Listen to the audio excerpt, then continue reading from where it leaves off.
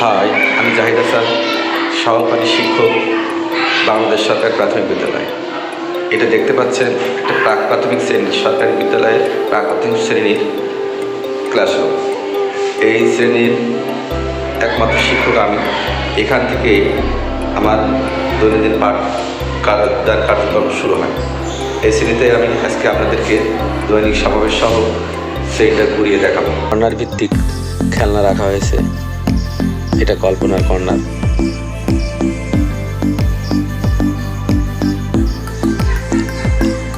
এটা ব্লক নড়াচড়া কর্নার।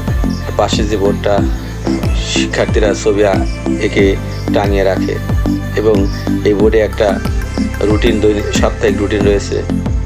এটা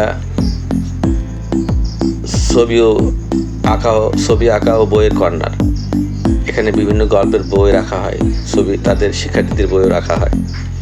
এইটা বোর্ড দেখতে পাচ্ছেন, একটা বর্ণ চার্ট রয়েছে, এই চার্ট দেখে পড়ানো হয়।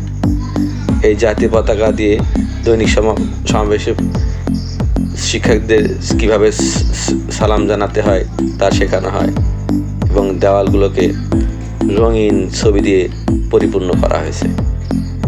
এছাড়া শ্রেণীতে যে দুইটা ফ্যান ও একটা বাল্ব দেওয়া হয়েছে এবং বিদ্যুৎ সংযোগ রয়েছে।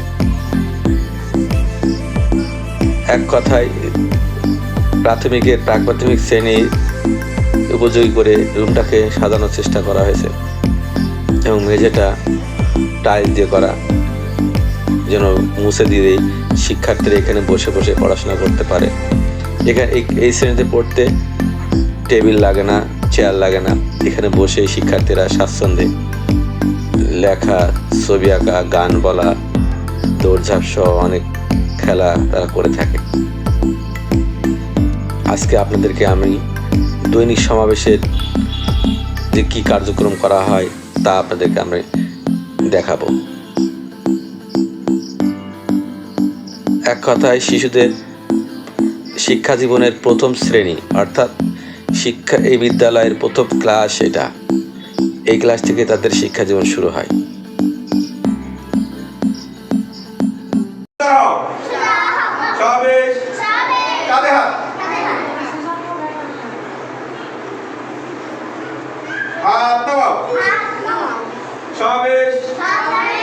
সমস্যারে জাতীয় সঙ্গীত আরম্ভ করো।